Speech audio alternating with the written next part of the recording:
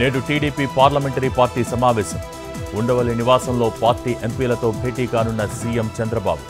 కేంద్రం నుంచి రాష్ట్రానికి రావాల్సిన నిధులు, ఇతర అంశాలపై చర్చ. నేతలకు దిశానిర్దేశం చేయనున్న ముఖ్యమంత్రి.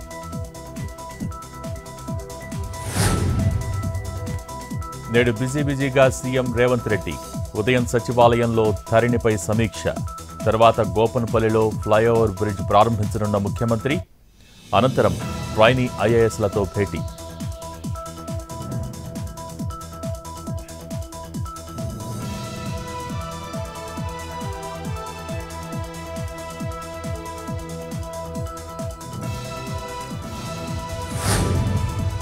నేడు గవర్నర్తో బీఆర్ఎస్ ప్రతినిధి బృందం భేటీ. పార్టీ ఫిరాయింపులపై ఫిర్యాదు చేయనున్న నేతలు.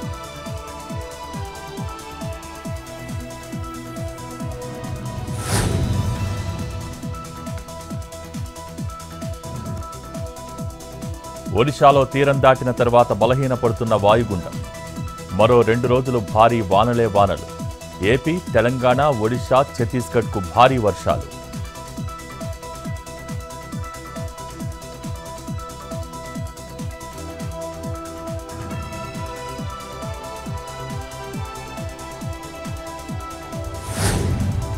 జూరాలలో పరవళ్లు తొక్కుతున్న కృష్ణమ్మ.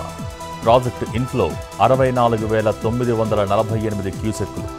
5 గేట్లు ఎత్తి నీటిని దిగువకు విడుదల చేస్తున్న అధికారులు.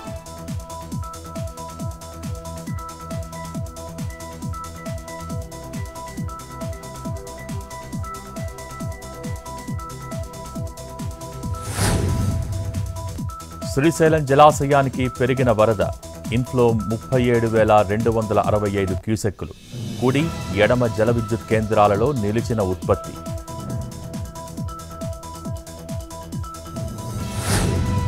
భద్రాచలం వద్ద పెరుగుతున్న గోదావరి వరద. 30 అడుగులకు చేరుకున్న నీటి మట్టం. లోతట్టు ప్రాంతాలు అప్రమత్తంగా ఉండాలని అధికారుల సూచన.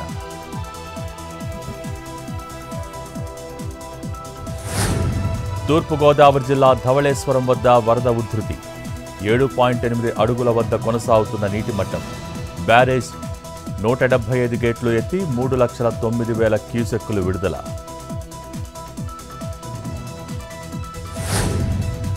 ఏలూరు జిల్లా ఎర్రకాల్వ జలాశయానికి వరద. Project inflow 10,000 క్యూసెక్కులు. 4 గేట్లెత్తి దిగువకు నీటి విడుదల.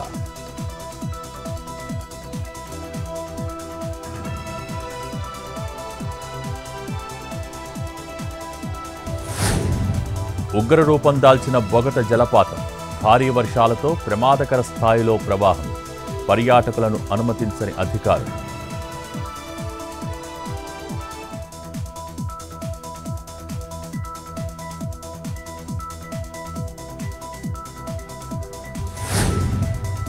యూపీ గోండా జిల్లాలో రైళ్ల పునరుద్ధరణ.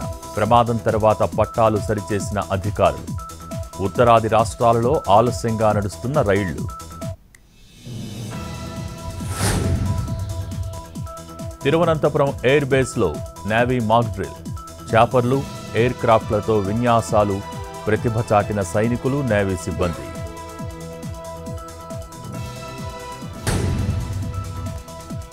పాకిస్తాన్లో లాడెన్ సన్నిహితుడు అమిన్ అరెస్ట్.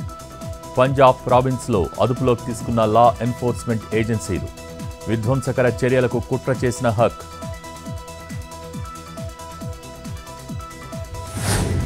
అరేబియా సముద్రంలోని షిప్లో మంటలు.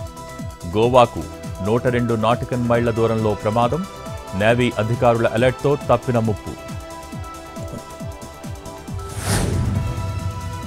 విప్రో త్రైమాసిక లాభం 3,003 కోట్లు. ఈ ఏడాది 12,000 నియామకాలు. నికర లాభంలో 4.6% వృద్ధి. తెలుగు రాష్ట్రాల్లో తగ్గిన బంగారం, వెండి ధరలు. 24 క్యారెట్ల 10 గ్రాముల పసిడి 74,340. 22 క్యారెట్ల 10 గ్రాముల పుత్తడి 68,140. కిలో వెండి ధర 97,650.